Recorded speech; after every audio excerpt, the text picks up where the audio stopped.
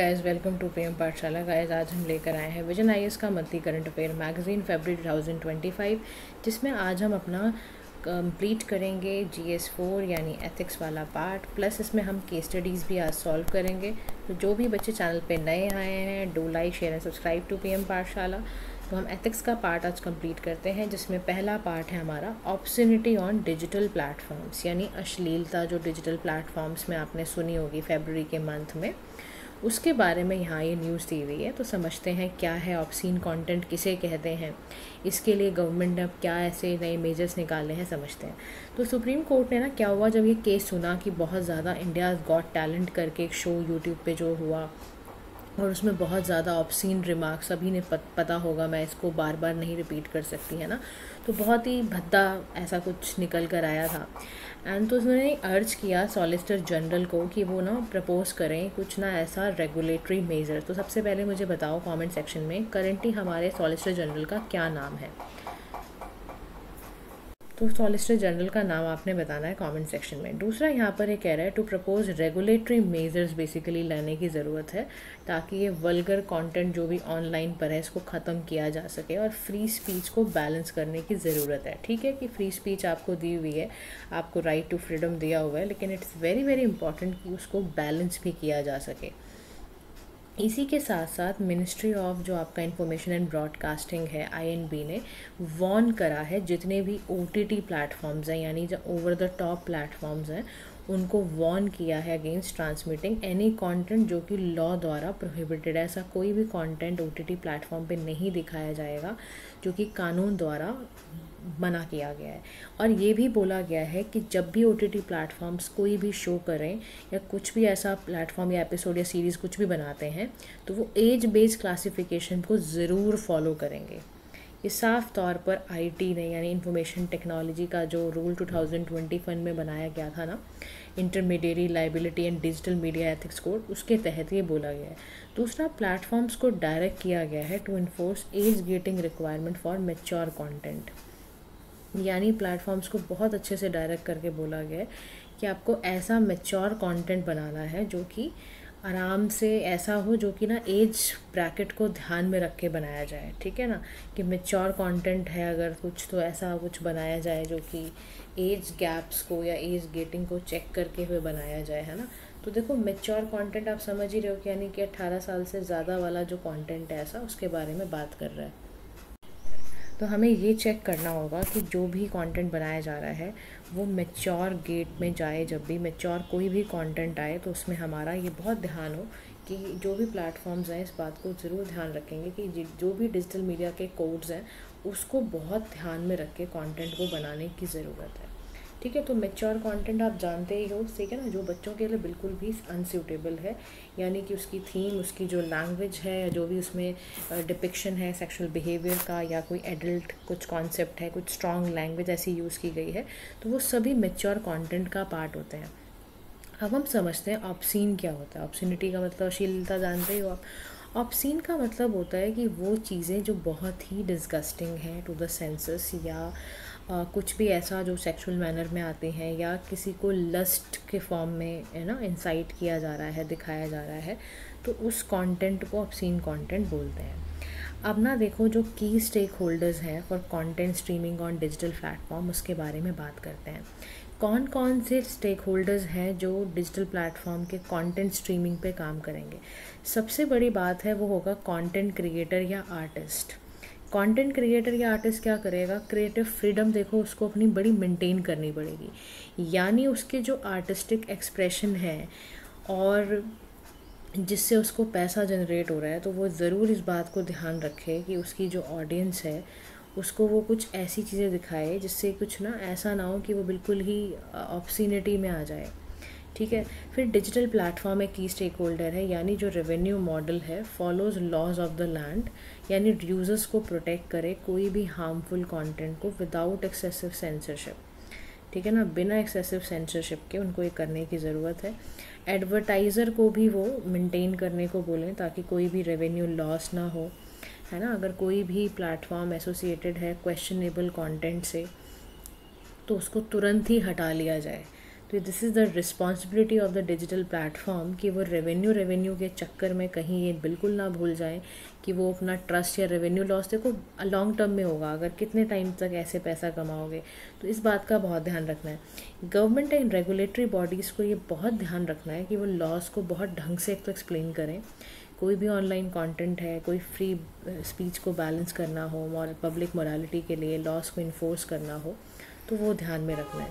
Next, society at large की अगर बात की जाती है तो डिज़ायर्ड कंटेंट का एक्सेस हो पाए विद मिनिमल रिस्ट्रिक्शंस, यानी कि हमें अनवांटेड ऑब्सीन मटेरियल को बच्चों तक पहुंचने ही नहीं देना है, ठीक है ना। तो हम मिनिमल रिस्ट्रिक्शन ज़रूर लगाएं। कोई भी एजेंसी है जो भी कंटेंट कंजम्पशन चॉइसेस रख रही है उसको पूरा मेंटेन करना है। तो ये सारे के सारे ना की स्टेक होल्डर्स हैं। अब ना यहाँ पर कह रहा है कि डिजिटल प्लेटफॉर्म पे ऑब्सनिटी को यानी अश्लीलता को रेगुलेट करना ज़रूरी क्यों है। उसका सबसे बड़ा कारण है गाइस, हमें ना अपनी सोशल एंड कल्चरल वैल्यूज़ को नहीं गिरने देना है। भारत जाना ही अपनी कल्चरल वैल्यूज़ के लिए जाता है। अगर हम अनचेक्ड ऑब्सीन कंटेंट की वजह से मॉरल कैरेक्टर इंसान का ख़त्म हो जाता है, सोसाइटी में एक डिसरिस्पेक्ट फैल जाएगा। एग्जाम्पल के तौर पर 2021 में बुली बाई ऐप इंसिडेंट हुआ था, जहाँ ना वुमेन को इमेज दिखाई गई थी माइनॉरिटी कम्युनिटी को, उसमें ऑक्शन किया गया था ऑनलाइन। बताओ अब ये कितना भद्दी चीज़ है कि आप कैसे वुमेन को टारगेट करके उसकी बेइज्जती कर रहे हो पूरे खुलेआम शहर में, है ना। फिर इससे क्या होता है, स्ट्रिक्टर रेगुलेशन। क्या आपको नहीं लगता बुली बाई ऐप एक बहुत बड़ा इंसिडेंट था 2021 का? पहली चीज़ ये इंसिडेंट हुई। सेकंड, हम ना ह्यूमन डिग्निटी को भी तो प्रमोट करना चाहते हैं ना, प्रोटेक्ट करना चाहते हैं। तो इमैनुअल कांत थे जिन्होंने असर्ट करा कि human must never be treated as mere means to an end. तो कंटेंट जो है that reduces people to objects of prurient interest का मतलब यहाँ होता है कि कोई भी एक्सेसिव इंटरेस्ट सेक्सुअल स्टिमुलेशन में या ग्रेटिफिकेशन तुरंत लेना, है ना, जो बहुत ही ज़्यादा कामी किस्म का बंदा होता है ना, उसको हिंदी में बोलते हैं।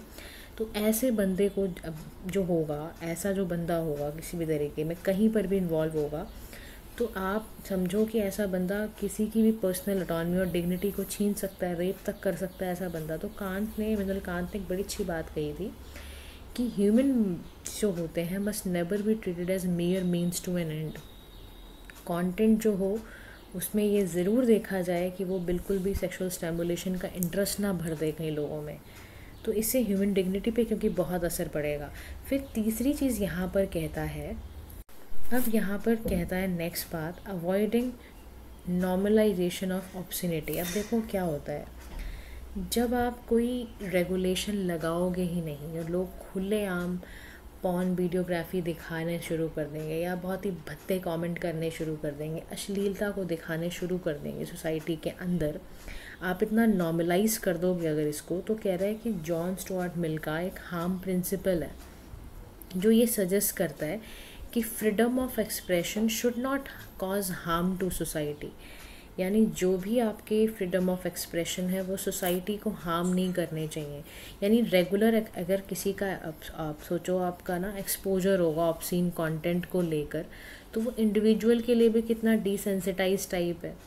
आप बेसिकली एम्पथी को इरोड कर दोगे, हार्मफुल स्टीरियोटाइप्स को रिइंफोर्स कर रहे हो आप, ये प्रॉब्लम है। फिर नेक्स्ट आता है एथिकल रिस्पॉन्सिबिलिटी ऑफ प्लेटफॉर्म, यानी utilitarianism suggest that action should promote the greatest good.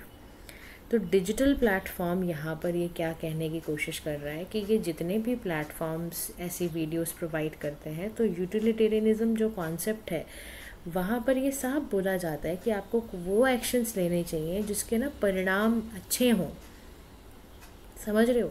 तो कंटेंट ऐसा हो जो ठीक है, फ्री स्पीच को तो बैलेंस करना ही है और साथ ही साथ ना सेफ डिजिटल एनवायरनमेंट पे बात करनी है। नेक्स्ट यहाँ पर कह रहा है अपहोल्डिंग कॉन्स्टिट्यूशनल मोरालिटी, यानी कॉन्स्टिट्यूशनल मोरालिटी जो होती है वो कोर वैल्यूज़ को सेफ गार्ड करे, जैसे कि आपका सोशल जस्टिस है, इक्वालिटी है, ताकि जो भी डिजिटल कंटेंट आप दे रहे हो it has to be align with these principles. तो आर्टिकल जो 19 का सेकंड क्लॉज है वो बड़ी अच्छी बात कहता है जो फंडामेंटल फ्रीडम ऑफ स्पीच वाला है, एक्सप्रेशन है, is not absolute and reasonable restriction नहीं वो पुट करता है। जैसे पब्लिक ऑर्डर है, डिसेंसी है, इंसाइटमेंट टू एन ऑफेंस है, ये सारे के सारे, ठीक है। अब हम बात करते हैं नेक्स्ट हमारा एथिकल इश्यूज़ में in order to regulate obscene digital content को कैसे रेगुलेट किया जा सकता है उसके बारे में बात करते हैं। सबसे बड़ी बात है वेगनेस एंड सब्जेक्टिविटी ऑफ ऑब्सैनिटी, यानी जो सीनियर एडवोकेट हैं दुष्यंत डावे, उन्होंने हाईलाइट करा कि जो डिसेंसी है, मोरालिटी है, ये बहुत वेरी करती है over time and region across. तो यहाँ पर ये कह रहा है कि सबसे बड़ी बात है कि अगर आप ऑब्सीन डिजिटल कंटेंट को रेगुलेट नहीं करते हो तो उसके बहुत सारे इथिकल इश्यूज आ जाएंगे। सबसे बड़ा होगा कि लैंग्वेज जो इंडियाज़ गॉट टैलेंट में यूज़ की गई, आपको लगता है कि वो आगे चल के और ज़्यादा क्राइम और सोसाइटी को और ज़्यादा वो भद्दा बना देंगे? उसके बाद सेंसरशिप वर्सेस रीजनेबल रिस्ट्रिक्शंस की बात की जा रही है। वह लॉज जो है वो मोरालिटी को प्रोटेक्ट करते हैं, अगर ओवर रेगुलेशन हो जाएगा तो उससे क्रिएटिविटी स्टिफल होगी। तो ऑब्सिनिटी जो है वो बहुत ज़्यादा सब्जेक्टिव एंड इवॉल्विंग है। अगर आप एक्सेसिव रिस्ट्रिक्शन डालोगे वो भी ख़राब है। कह रहा 2024 में बैन लगाया गया 18 OTT प्लेटफॉर्म पर, क्योंकि वो ऑब्सीन और वल्गर कंटेंट दिखाते थे। अब उनको बहुत क्रिटिसाइज़ भी किया गया कि कैसे भाई, इससे तो आप क्रिएटिव एक्सप्रेशन को छीन भी रहे हो। तो आप समझ रहे हो एक बैलेंस कैसे तय होगा, वो एक बहुत बड़ी चैलेंज है हमारे गवर्नमेंट के पास, मिनिस्ट्रीज़ के पास। दूसरा, सोशल नॉर्म्स इवॉल्व हो रहे हैं। कल्चरल सेंसिटिविटी यानी ऑब्सिनिटी क्या है, एक कल्चरल कॉन्स्ट्रक्ट है दैट चेंजेस ओवर टाइम। तो एंशियंट जो खजुराहो था या कोणार्क टेम्पल था, इसमें ना बहुत ही इरोटिक स्कल्पचर्स को दिखाया जाता था, याद करो आप, है ना। ऐसे expressions might face censorship as well. तो कह रहा कि ऑब्सिनिटी एक कल्चरल कॉन्स्टेंट है जो बहुत बहुत चेंज हुआ है। खजुराहो टेम्पल, कोणार्क टेम्पल में तो दिखाई जाता है इरोटिक स्कल्पचर्स को। फिर पावर डायनामिक्स की बात की जाए तो जो क्वेश्चन अराइज होता है, who decide what content is acceptable, ये बहुत बड़ी बात है, ये बहुत बड़ा मामला है कि ये जानना कि with the risk of censorship being weaponised against marginalised communities, ये क्वेश्चन बहुत बड़ा है कि कंटेंट को एक्सेप्टेबल कैसे बनाया जाए। फिर एजेंसी है एंड पैटर्नलिज्म है, इंटरफेरेंस है विद पर्सनल ऑटोनॉमी, यानी जो ऑनगोइंग टेंशन है between personally protecting user from harmful content and respect their autonomy to make their own content choices, ये बहुत बड़ा एक सवाल है। अगर एक्सेसिव रेगुलेशंस होगा तो उससे भी प्रॉब्लम है, they cannot make inform decision नहीं ले पाएंगे।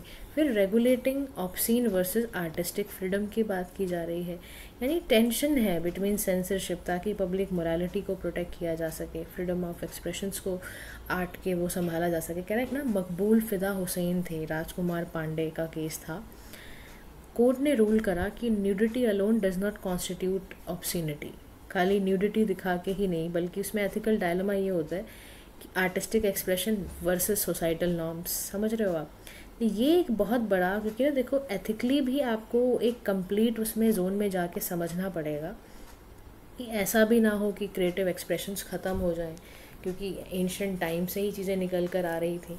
तो ये भी एक बहुत बड़ा मुद्दा है, हमें ये भी ध्यान रखने की बहुत ज़्यादा ज़रूरत है। फिर ये कह रहा है कॉन्फ्लिक्ट भी हमें जानना है between legal restriction on obscenity के बारे में जानना भी बहुत ज़्यादा ज़रूरी होता है। समझ रहे हो आप मेरी बात को। उसके बाद ना फिर यहाँ पर ना कुछ ऐसे लीगल फ्रेमवर्क भी तैयार करे गए हैं विदाउट क्लियर डेफिनेशन। कॉन्फ्लिक्ट ना क्यों होता है एथिक्स में या law of banning content with obscenity.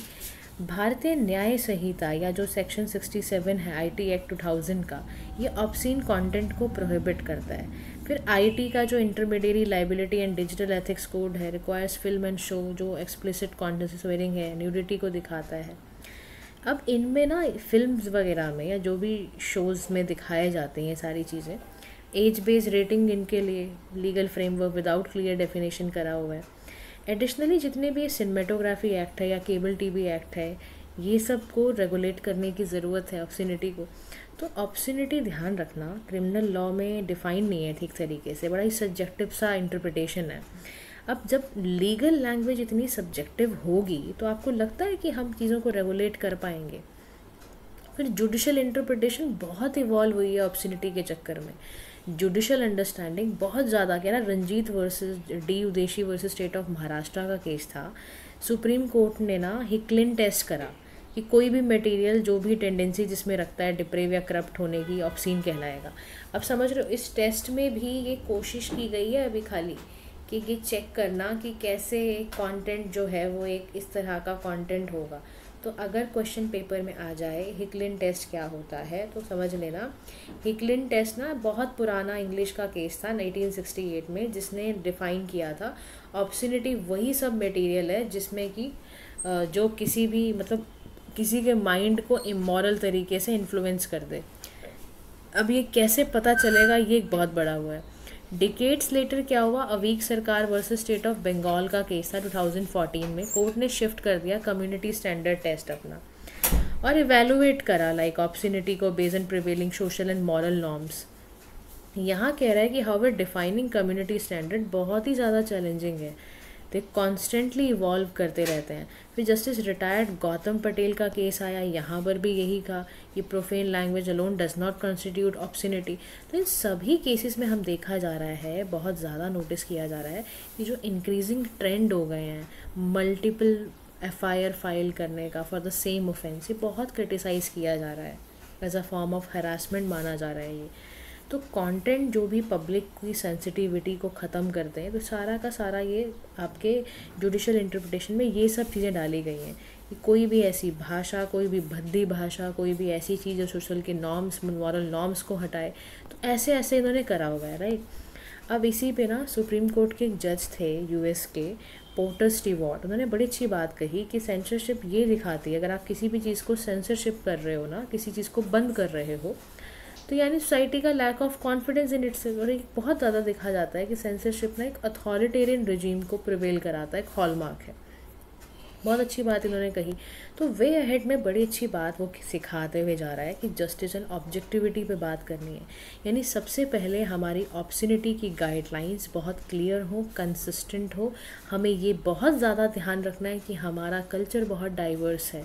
हमें किसी भी साथ किसी भी जुडिशल रूलिंग में हमारी कोशिश बायसनेस या सब्जेक्टिव ना हो। अकाउंटेबिलिटी की बात की जाए, रिस्पॉन्सिबिलिटी की बात की जाए, हमारा ब्रॉडकास्टिंग बिल जो है, जो एडिटिव कंटेंट को इंट्रोड्यूस करा जा रहा है, डिजिटल न्यूज़ वगैरह को किया जा रहा है, या इनकरेज करना एथिकल कंटेंट क्रिएशन ताकि सोशल रिस्पॉन्सिबिलिटी, सेल्फ रेगुलेशंस वगैरह हो पाएँ। एम्पावरमेंट एंड इन्फॉर्म चॉइस की बात की जाए तो डिजिटल लिटरेसी प्रोग्राम को इम्प्लीमेंट करना है ना, ऑनलाइन सेफ्टी की तरफ ध्यान देना। तो कंक्लूजन में कह रहा है कि ऑब्सनिटी बहुत ज़्यादा सब्जेक्टिव है, बहुत वेरी करती है कल्चर एंड टाइम के अकॉर्डिंग। तो हमें कुछ ऐसा रिस्पॉन्सिबल डिजिटल मीडिया स्पेस लेकर आना है जहाँ लीगल क्लैरिटी हो, पब्लिक अवेयरनेस हो, ग्लोबल कोऑपरेशन हो। तो हम सारी एथिकल वैल्यूज़ को जब मिला देंगे, चाहे जस्टिस हो, डिग्निटी हो, ट्रांसपेरेंसी हो, ताकि एक बैलेंस बन जाए, हमारा creative freedom plus social responsibility का एक बैलेंस हमें तैयार करना है। ठीक है, तो ये आपको इस आर्टिकल में समझ आ गया। अब जल्दी से क्विकली समझते हैं कि हमें केस स्टडी में क्या दिया हुआ है। ठीक है, कह रहा है कि बहुत ज़्यादा ऑब्सनिटी एंड प्रोफेनिटी डिजिटल प्लेटफॉर्म्स पे राइज हो गई है। तो सुप्रीम कोर्ट ने डायरेक्ट किया सॉलिसिटर जनरल को कि वो कुछ कर्ब करें, फिल्थी लैंग्वेज या वल्गैरिटी ऑनलाइन कंटेंट को ख़त्म करें और एक बैलेंस लेकर आया जाए। ठीक है, इस कॉन्टेक्स्ट में ना आपसे पूछे गए हैं सवाल, ध्यान से समझना क्या सवाल है, क्या देखते हैं। सबसे पहला क्वेश्चन यहाँ पर पूछा गया है गाइस कि what kind of societal country finds offensive and obscene may be part of daily discourse for another, what ethical issues arise from the increase use of obscenity on digital platform. सबसे पहले ethical issues पे बात करते हैं हम, क्या क्या है। क्या ना, देखो सबसे बड़ा जो एथिकल इशू होता है ना इन सब में, जब हम कंटेंट को बहुत ज़्यादा वल्गैरिटी वाला दिखाते हैं, तो या ऑब्सनिटी का जो यूज़ बहुत ज़्यादा हो रहा है डिजिटल प्लेटफॉर्म में, उसकी सबसे बड़ी वजह है कल्चरल सेंसिटिविटी। कि जो कंटेंट एक्सेप्टेबल है किसी एक कल्चर में मे डीपली ऑफेंड अनदर, आप जानते ही हो। इसकी वजह से ना एक कॉन्फ्लिक्ट ऑफ वैल्यू शुरू हो रहा है। जो सोचो ऑब्सनिटी कहीं, जैसे अब आपने देखा ही खजुराहो का टेम्पल हुआ, ये सब हमने नोटिस किया, वहाँ पे एरोटिक इमेजेस को बहुत पहले से ही दिखाया जा रहा है, तो वो बहुत पहले से ही है। सेकंड है normalization of harmful content, normalization of harmful content. यानी हम क्या कर रहे हैं, ऑब्सीन मटेरियल बहुत, जो स्पेशली जो यूथ है उसकी मॉरल स्टैंडर्ड को गिरा के रख रहे हो। उसको लगेगा ठीक है ना, क्या फ़र्क पड़ता है, उसकी रिस्पेक्टफुल जो कम्युनिकेशन उसको सीखना था वो नहीं सीख पाएगा। तीसरा प्रॉब्लम जो एथिकल इशू आता है ऑब्सनिटी के अंदर, वो हमने पढ़ा है फ्रीडम वर्सेस रिस्पॉन्सिबिलिटी का। ये कितनी फ्रीडम दी जाए राइट टू एक्सप्रेशन के फॉर्म में, this right comes from within the responsibility not to harm और डिग्रेड अदर्स, तो ये हमें लिखना है। चौथा, इससे सबसे बड़ी दिक्कत है हमारे मेंटल हेल्थ की, मेंटल हेल्थ एंड वेलबींग की भी प्रॉब्लम इससे देखने को मिलती है। तो ऑफेंसिव कंटेंट होगा तो उससे online abuse, bullying, mental distress बढ़ेगा ही बढ़ेगा, समझ रहे हो। तो ये पॉइंट्स आपने ऐड कर लेने हैं। अब मैं इसको हटा रही हूँ, ठीक है, अगर स्क्रीनशॉट लेना या ले लो, ठीक है, वैसे तो वीडियो में आपको पॉज करके भी मिल जाएगा। Move to the next question पर हम चलते हैं। नेक्स्ट क्वेश्चन हमारा क्या कहता है कि how can government ensure the freedom of speech is protected while maintaining public decency and what guidelines should be proposed to limit obscene content without stifling creativity and artistic expression. तो सबसे बड़ी चीज़ है इसके अंदर लीगल फ्रेमवर्क। सबसे बड़ा काम हमें यही करना है, लीगल फ्रेमवर्क, यानी गवर्नमेंट रेगुलेट करे हेट स्पीचेस को, पोर्नोग्राफी को, अब्यूसिव लैंग्वेज को, सबसे बड़ी चीज़। दूसरा काम करे कम्युनिटी का स्टैंडर्ड नहीं गिराना है। जैसे आप साफ साफ यूट्यूब हो गया है आपका या मेटा हो गया है, ये पॉलिसीज़ क्रिएट करें उन यूज़र फेसबुक या सोसाइटल नॉर्म्स के, तो कम्युनिटी स्टैंडर्ड पे चलने की ज़रूरत है। फिर उसके बाद एआई एंड मॉडरेशन टूल की ज़रूरत है। एआई मॉडरेशन टूल्स में क्या होता है कि ऑटोमेटेड सिस्टम या ह्यूमन मॉडरेटर्स स्क्रीन के पूरे कंटेंट को चेक करें फॉर वायलेशंस, ठीक है। Now move to the next part of the question, जिसमें हम चलते हैं। अब देखो क्या कहता है। नेक्स्ट क्वेश्चन कहता है यहाँ पर कि हमें ये भी गाइडिंग प्रिंसिपल, अच्छा मैंने यहाँ पर आपको नहीं बताया ना, गाइडलाइंस के लिए ये ध्यान रखना, ट्रांसपेरेंसी, ठीक है, प्रोपोर्शनैलिटी की पेनल्टी जहाँ पे जैसा लगे, और अपील मैकेनिज़्म अच्छा हो हमारा, इंक्लूसिविटी हो, तो आप ये समझ सकते हो कि ये सारी गाइडलाइंस हो जाएंगी। लास्ट क्वेश्चन है कि क्या रोल निभाया जा सकता है सोशल डिजिटल प्लेटफॉर्म द्वारा इन रेगुलेटिंग द कंटेंट, और कैसे बैलेंस किया जा सकता है। उसका तरीका है कि act as gatekeepers, act as gatekeepers की तरह रहना है, यानी मॉडरेट को मॉनिटर करना है और के साथ प्रिवेंट करना है। सेकंड काम करना है enable free expression, enable free expression का ध्यान रखना है। डिजिटल लिटरेसी प्रमोट करनी हमारी सबसे बड़ी ज़रूरत है कि हम डिजिटल लिटरेसी को प्रमोट करें, इंगेज करें सिविल सोसाइटी, गवर्नमेंट को, यूज़र फेयर पॉलिसी बनाएं। दूसरा, बैलेंस रखने के लिए हमें ट्रांसपेरेंट एल्गोरिथम क्रिएट करना पड़ेगा, मॉडरेशन पॉलिसी लानी पड़ेगी, कंटेंट वार्निंग देना पड़ेगा, इंस्टेड ऑफ आउटराइट बैन नहीं लगाना चाहिए, ठीक है। Context based evaluation rather than rigid censorship पे नहीं जाना है, हमें क्या करना है, कॉन्टेक्स्ट बेस्ड एवेल्युएशन पर ज़्यादा जोर देना है, ठीक है। This is all about this your case study, और इसमें हमने कर लिया है solve. Now move to the next part of the chapter, जिसमें हम नए टॉपिक पे बात करने जा रहे हैं। टॉपिक का नाम है सर्वेलेंस कैपिटलिज्म पर बात करने जा रहे हैं। इंट्रोडक्शन पे फॉर्म में क्या कह रहा है कि विद डिजिटल इंफॉर्मेशन ग्रोइंग, बहुत ज़्यादा एक्सपोनेंशियली बढ़ रही है, 1% से डायरेक्टली 98% हो जाना, है ना। तो पर्सनल डेटा न्यू गोल्ड की तरह है, आप जानते हो, समझ रहे हो। पर्सनल डेटा आज की डेट में क्या बोल रहा है कि एक तरह का न्यू गोल्ड हो चुका है आपका 21st सेंचुरी में। अब जो ये ट्रांसफॉर्मेशन है, इसने क्या करा है, इससे धीरे धीरे हम देख रहे हैं सर्वेलेंस कैपिटलिज्म भी फ्यूल हो रहा है, यानी एक ऐसा सिस्टम जहां human experiences, behaviour are harvested as raw material for profits, यानी एक ऐसा सिस्टम जहां ह्यूमन एक्सपीरियंस है, बिहेवियर्स हैं, है ना। तो this shift led by tech giant like Google है, मेटा है, अमेजॉन है। इससे कई सारे एथिकल, सोशल, रेगुलेटरी कंसर्न उठ रहे हैं, प्राइवेसी को लेकर, ऑटोनॉमी को लेकर, डेमोक्रेटिक अकाउंटेबिलिटी को लेकर। अब सर्विलेंस कैपिटलिज्म होता क्या है? सर्विलेंस कैपिटलिज्म का मतलब होता है एक ऐसा इकोनॉमिक सिस्टम जहां प्राइवेट कॉरपोरेशन, अमेज़ॉन है, अल्फ़ाबेट है, मेटा है, ये सिस्टमेटिकली कलेक्ट, एनालाइज, मोनेटाइज करते हैं पर्सनल डेटा को और प्रिडिक्ट करते हैं, क्योंकि पता है यह ह्यूमन बिहेवियर को इन्फ्लुएंस करेगा, प्रॉफिट्स को इन्फ्लुएंस करेगा। तो टारगेट एड चलाना, प्राइसिंग करना, इंश्योरेंस डिसीजन लेना, ये सारा का सारा काम सर्वेलेंस कैपिटलिज्म का पार्ट होता है। अब इसका और क्या मैकेनिज्म है समझते हैं। देखो, डेटा को एक्सट्रैक्ट करना हो, यानी जो भी प्लेटफॉर्म है हमारे, गूगल है, फेसबुक है, अमेज़ॉन है, ये यूज़र एक्टिविटीज़ को ट्रैक करते हैं। फ्रॉम सर्च क्वेरीज टू लेके purchase history.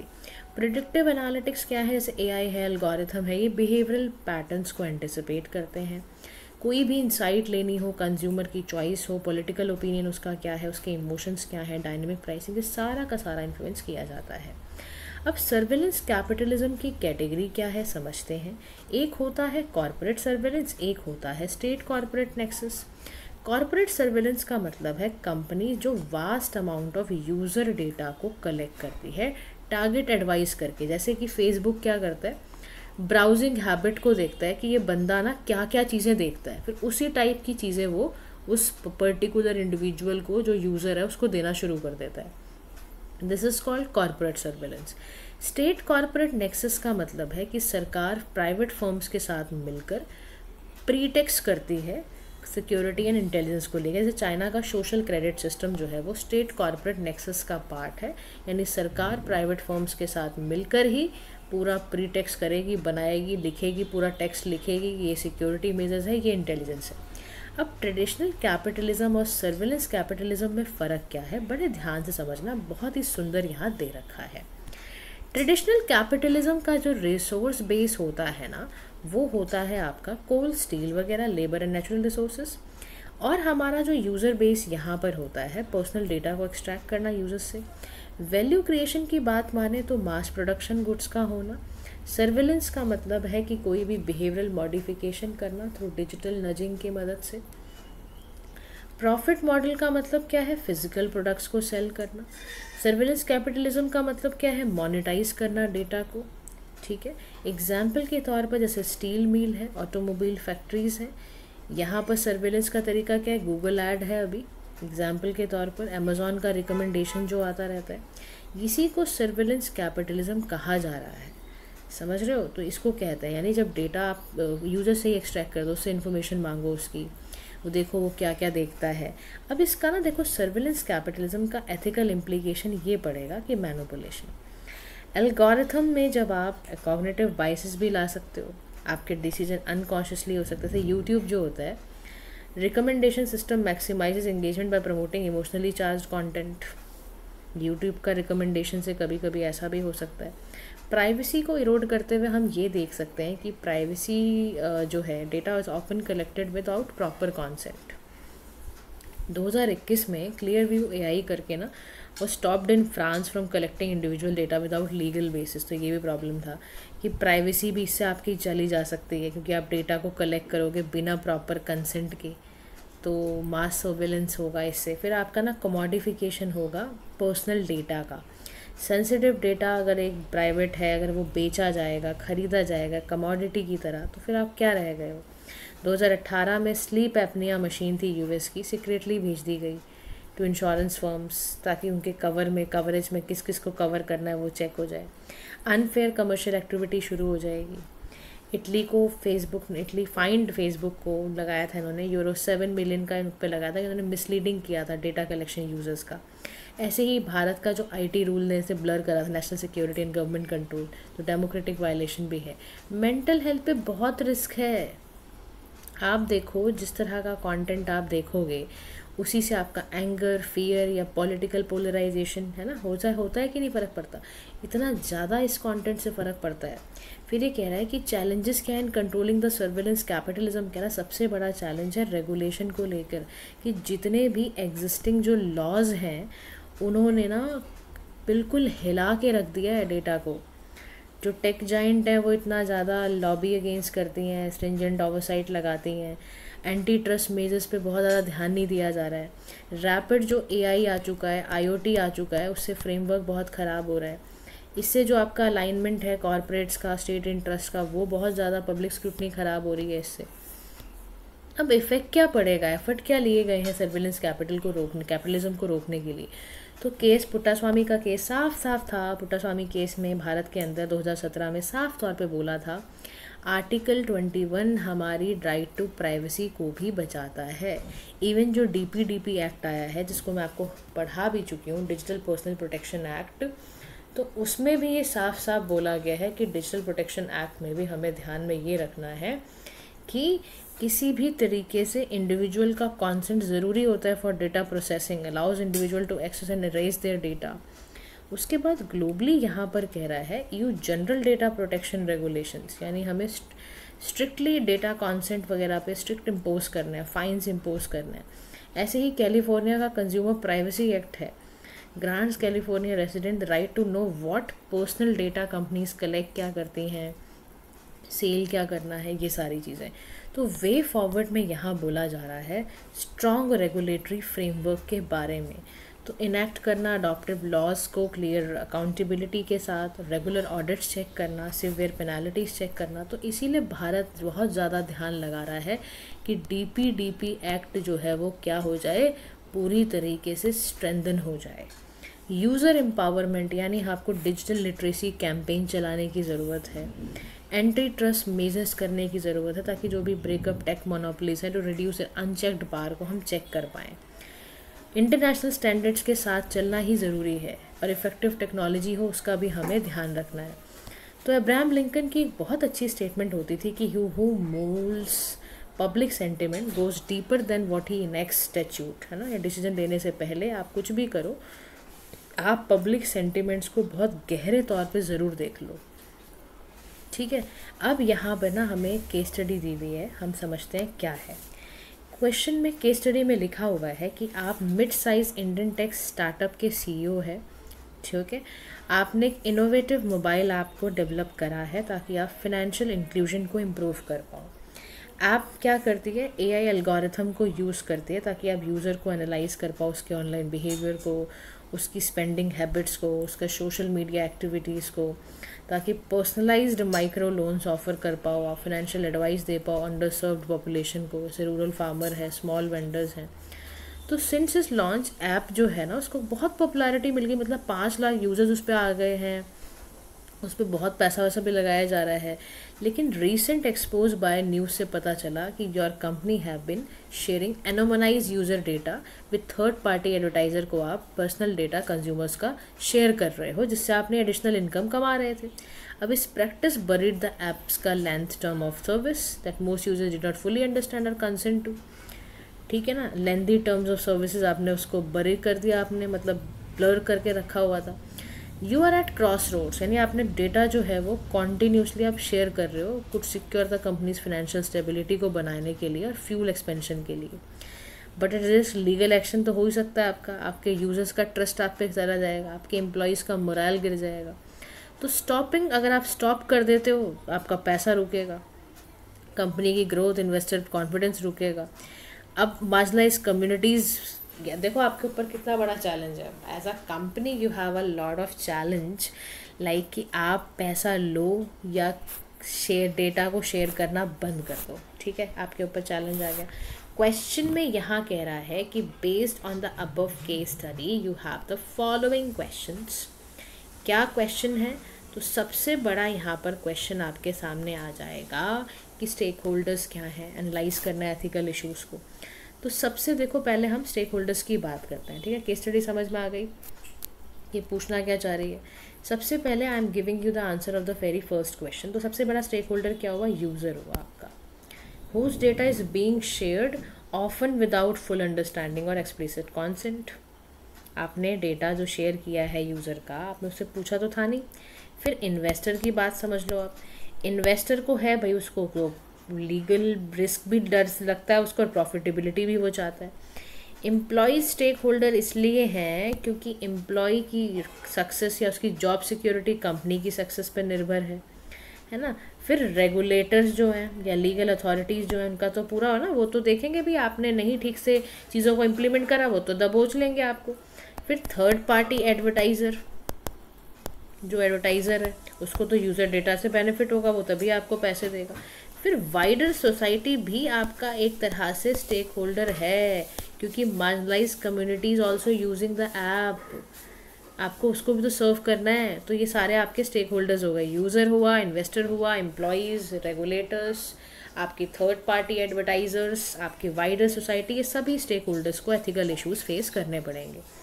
Now move to the what are your possible courses of action as a CEO, कि कि सीईओ को क्या पॉसिबल कोर्स ऑफ एक्शन लेने पड़ेंगे, इवेलुएट करना है merit and demerit her option के, ठीक है। पहला जो आपका इसमें होएगा वो होगा कंटिन्यू। देखो अगर आप क्या करते हो, continue the data sharing practice. मान लो आप डेटा शेयरिंग की जो प्रैक्टिस है उसको कॉन्टीन्यूसली कर रहे हो, समझ रहे हो। तो मेरिट क्या होगा इसका, रेवेन्यू स्ट्रीम बना रहेगा, कंपनी की स्टेबिलिटी है ना, एम्प्लॉय का मोरल वगैरह बना रहेगा। डिमेरिट ये है कि जैसे ही लीगल एक्शन हुआ, यूज़र का कॉन्सेंट वाली पोल खुल जाएगी, ट्रस्ट प्राइवेसी चला जाएगा, आपकी रेपुटेशन परमानेंटली गिर जाएगी। समझ गए इस ऑप्शन अगर आप ये वाला ऑप्ट करते हो। सेकंड ऑप्शन आप ये कर सकते हो, stop data sharing immediately. Stop data sharing immediately अगर आप करते हो तो क्या होता है, इससे मेरिट क्या होगा, एथिकल स्टैंडर्ड बना रहेगा, लॉन्ग टर्म ट्रस्ट क्रिएट रहेगा, लीगल मॉरल ऑब्लिगेशन में आप फुलफिल कर पाओगे। डिमेरिट होगा कि शॉर्ट टर्म रेवेन्यू लॉस होगा, इन्वेस्टर आपसे डिससेटिस्फाइड होंगे, आपको ऑपरेशनल कैपेसिटी पे इम्पैक्ट पड़ेगा, ठीक है। ये दो ऑप्शन हो गए। तीसरा ऑप्शन और है, वो क्या है सुनो। तीसरा आपका पॉसिबल कोर्स ऑफ एक्शन ये हो सकता है कि you should modify practice, you should modify practice, seek explicit consent. क्या करो, explicit consent and greater transparency बढ़ा दो आप। यानी कि क्या करना है आपने ये करना है कि एथिक्स विद बिजनेस वाइबिलिटी को बैलेंस करना है, अलाउ करना है यूज़र्स को, उनको चॉइस देनी है, पार्शियल रेवेन्यू ताकि आपको मिलता रहे। रेवेन्यू में decline as some users opt out also, तो वो भी आपको एक्सेप्ट करना है। और रिक्वायर है कुछ नया इन्वेस्टमेंट किया जाए, है ना, लीगल ओवरसाइट को ना करते हुए। समझ रहे ये सारा मामला। चलो move to the next question, जिसमें क्या कहता है, क्वेश्चन में लिख रहा है कि what decision would you take and how would you justify it your shareholders, stakeholders, ठीक है। तो रिकमेंडिंग जस्टिस यही हो सकता है कि कंपनी एथिकल रिस्पॉन्सिबिलिटी पे चले, है ना। और ऑप्शन सी हमें अडॉप्ट करना चाहिए, यहाँ पर मैंने आपको बताया यहाँ पर, है ना। तो जस्टिफिकेशन स्टेक होल्डर्स को आप ये दोगे, सबसे पहले टू यूज़र्स, है ना, we are committed to protecting your privacy, ठीक है। इन्वेस्टर को बोलोगे कि we are with the compliances, we are going with the compliances, we are working on sustainable growth. Employees को बोलोगे we are building a responsible organization, we have to adhere the integrity. Societies को बोलोगे we serve communities. तो सबका अलग अलग आपने ऐसे लिखना है, ठीक है। समझ गए, यहाँ तक पॉइंट आ गया समझ में। चलिए move to the next topic, last topic है हमारा एथिक्स का, रैगिंग इन इंडिया के बारे में टॉपिक दिया हुआ है। रिसेंटली केरला हाई कोर्ट ने डायरेक्ट करा स्टेट गवर्नमेंट को कि एक वर्किंग ग्रुप को क्रिएट करा जाए ताकि ड्राफ्ट किए जाए एंटी रैगिंग लॉ इन्फोर्समेंट, ठीक है। रैगिंग क्या होती है, रैगिंग का मतलब है एक systematic and sustained physical, mental, sexual abuse. कि जो भी फ्रेशर आया है, जूनियर स्टूडेंट आया है कॉलेज में, यूनिवर्सिटी में, तो सीनियर स्टूडेंट उसको क्या करते हैं, उसको बुली करते हैं या उसको फिजिकल मेंटल एब्यूज़ करते हैं। तो रैगिंग के लिए ना RK राघवन है, उन्होंने बड़ी अच्छी बात कही कि रैगिंग फेमिलराइजेशन भी नहीं है, इंट्रोडक्शन भी नहीं है, आप एक तरह से उसको साइकोपैथिक बिहेवियर कर रहे हो, आप उसकी पर्सनैलिटी को डिविएट करने की कोशिश कर रहे हो, आप उस पर अपनी पावर जमाने की कोशिश कर रहे हो। तो जब भी ये शब्द आ जाए साइकोपैथिक, तो ज़रूर याद रखना साइकोपैथिक बिहेवियर का मतलब क्या होता है। तो साइकोपैथिक नाम से समझ में आ रहा है कि ऐसा बिहेवियर जहाँ पे कोई एम्पैथी नहीं है, आप उसे गिल्ट करा रहे हो, है ना, एंटी सोशल टेंडेंसीज अपना रहे हो, आपका ध्यान पूरा क्रिमिनल हार्मफुल एक्शंस करवाने का है। तो अगर ऐसा है किसी को एंटी सोशल एक्टिविटीज़ कराना या रियलिस्टिक लॉन्ग टर्म गोल्स के लिए अच्छी चीज़ थोड़ा होती है ये, तो ध्यान में रखना साइकोपाथ इन्हें कहते हैं, साइकोपैथिक, यानी आप basically persistent anti social behaviour की तरफ बढ़ रहे हो, ठीक है। अब यहाँ पर ना देखो इसके कॉन्सिक्वेंसेस लिखे हुए हैं, कॉन्सिक्वेंसेस अलग अलग जगह पे, विक्टिम्स को क्या होगा, फैमिली पे क्या असर पड़ेगा, इंस्टीट्यूशन पे क्या असर पड़ेगा, परपिट्रेटर्स पे क्या असर पड़ेगा। जो विक्टिम होगा, जो जूनियर स्टूडेंट है बेचारा, अभी एकदम फ्रेशर के फॉर्म में आया है, उसका कॉन्फिडेंस तो आप तोड़ ही दोगे, क्योंकि आप डीह्यूमनाइजिंग नेचर का काम करोगे। पोस्ट ट्रॉमेटिक स्ट्रेस डिसऑर्डर का मतलब क्या है, आप एंजाइटी फैलवाओगे, उसको बेचारे को जब इतना सता दोगे तो उसको तो रात को नींद ही नहीं आएगी बेचारे को, फिर वो एंजाइटी पीटीएसडी का शिकार हो सकता है। एकेडमिक परफॉर्मेंस यानी लॉस ऑफ फोकस, एब्सेंटिज्म की प्रॉब्लम आ जाएगी। फैमिली पे असर देखा जाए तो इमोशनल एंड साइकोलॉजिकल डिस्ट्रेस है, फैमिलीज़ को इमोशनल डिस्ट्रेस फेस करने को मिल सकता है, हेल्पलेसनेस हो सकती है, फिनेंशियल बर्डन की प्रॉब्लम आ सकती है, ट्रस्ट का प्रॉब्लम है। इंस्टीट्यूशन में देखा जाए तो लॉस ऑफ रेपुटेशन है, नेगेटिव पब्लिसिटी है, अंडरमाइन एथिकल वैल्यूज़ की बात है, एडमिनिस्ट्रेटिव चैलेंजेस हैं, करियर पे सेटबैक्स लग सकते हैं, आपकी मॉरल अथॉरिटी डिग्रेड होने की प्रॉब्लम आ सकती है। समझ रहे हो? तो ये सारी प्रॉब्लम जो है वो स्टेक होल्डर्स को देखने को मिलती हैं जब वो रैगिंग करवा चुका होता है। तो रैगिंग से फैमिली पर भी असर है, क्योंकि वो बच्चे को देख के बेचारे खुश थोड़ा ना होंगे, वो खुद भी बेचारे तंग हो जाएंगे। और इंस्टीट्यूशन पे कितना धब्बा दाग लगेगा कि ऐसा इंस्टीट्यूशन है, यहाँ पे कोई रेगुलेशन मेजर नहीं है, यहाँ पे बच्चों को कैसे बुली फिजिकली मेंटली टॉर्चर किया जाता है। और फिर करियर पे कितना सेटबैक है, उसको जो आप बच्चा आएगा वापस से कॉलेज में पढ़ने के लिए। तो चैलेंजेस क्या है, लेकिन इसको हटाना बड़ा मुश्किल है, बहुत डीप रूटेड है, बहुत कल्चरली ट्रेडिशनल प्रैक्टिस समझ लिए लोगों ने, समझते हैं कि वो तो होना ही चाहिए, वो उसको एज अ ट्रेडिशन समझते हैं न्यू कमर्स के लिए। फिर अवेयरनेस की प्रॉब्लम है, रैगिंग का प्रॉब्लम है, फियर है रिटेलिएशन का। तो victims often hesitate to report incident due to fear of retaliation की वजह से। वीक इन्फोर्समेंट है, यहाँ पर विक्टिम्स को आपको बर्डन ऑफ प्रूफ होने लगता है, क्योंकि लॉस तो है नहीं। फिर इंस्टीट्यूशंस ऐसे हैं नहीं जो रेपुटेशन रैंकिंग वगैरह को कर पाएँ, वो अपना रोल ठीक से नहीं निभा पा रहे हैं। तो एंटी रैगिंग फ्रेमवर्क इंडिया में बनाए गए। सबसे पहले राघवन कमेटी आई रिकमेंडेशंस की 2007 में, उन्होंने नेशनल असेसमेंट की बात करी, ठीक है। फिर एंटी रैगिंग स्केल्स वगैरह बनाए गए, मेंटरिंग सेल बनाए गए, एडवर्टीजमेंट क्रिएट करा गया, ज़ीरो टॉलरेंस पे वर्क की गई। इवन इन्होंने एनसीईआरटी वगैरह एससीईआरटी वगैरह में भी ह्यूमन अवेयरनेस की बात बोली। यूजीसी ने अपने रेगुलेशन 2009 में लगाए कि रैगिंग एक क्रिमिनल ऑफेंस है, गलती से हरकत नहीं करनी है ऐसी भी। Institution shall organize joint sensitization programs वगैरह चलाएं। Role of police, local administration, institutions को काम करना है।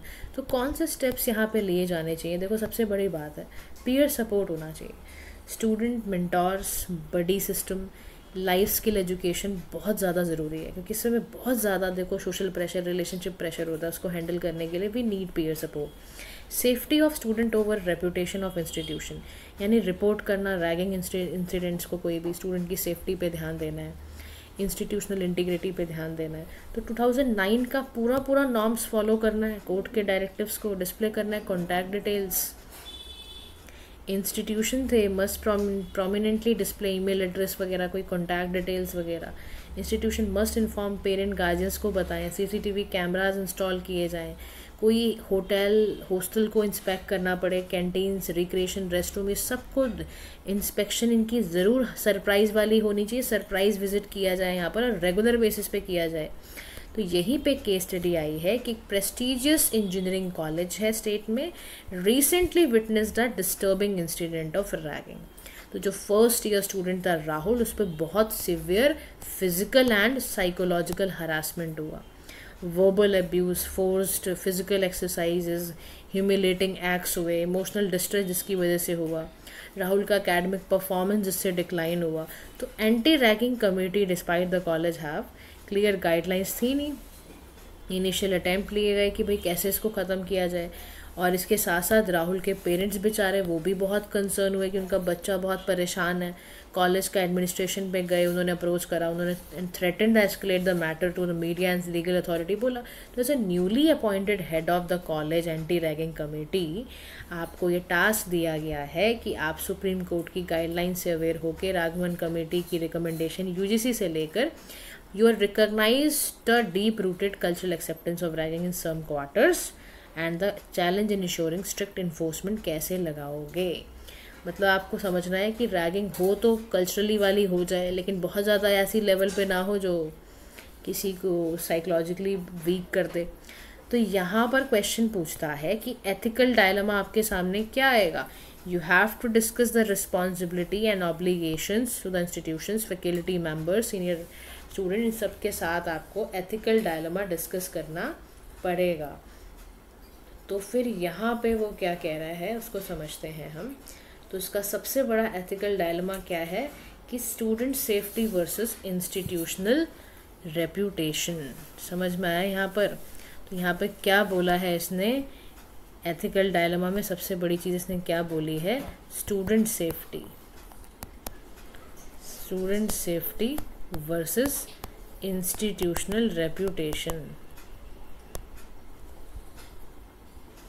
यानी एथिकल डायलेमा सबसे बड़ा ये है कि college administration may be tempted to downplay the incident ताकि उसकी रेपुटेशन पर असर। उसके बाद सेकंड प्रॉब्लम है जस्टिस वर्सेस पीयर लॉयल्टी।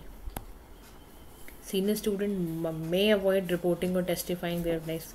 उसके बाद duty of care versus institutional आपका नेग्लिजेंस है। राहुल का जो राइट टू प्राइवेसी है उसको भी confidentiality versus transparency, victim blaming या एम्पैथी, क्या करोगे आप, ये सारा आप दिक्कत है, ये सारी इसने बात भी रख दी।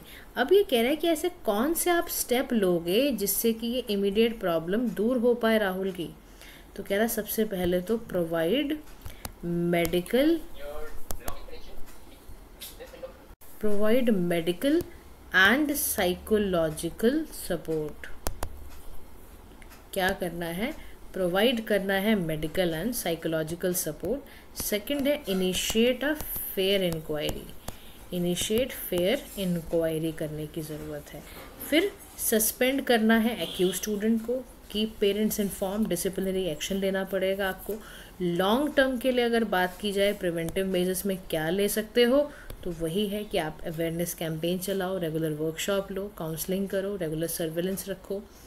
जैसे इसमें बोला था ना रेगुलर सर्विलेंस रखने के लिए यहाँ पर कैंटीन्स वगैरह में, तो वही चीज़ें आपने भी लिखनी है। ठीक है, this is all about your ethics वाला पार्ट। ठीक है, hope you will understand the whole topics. कहीं कोई डाउट, कुछ कंफ्यूजन हो, let me know in the comment section. Thank you so much for listening. Do like, share and subscribe to PM Pathshala. Have a nice day.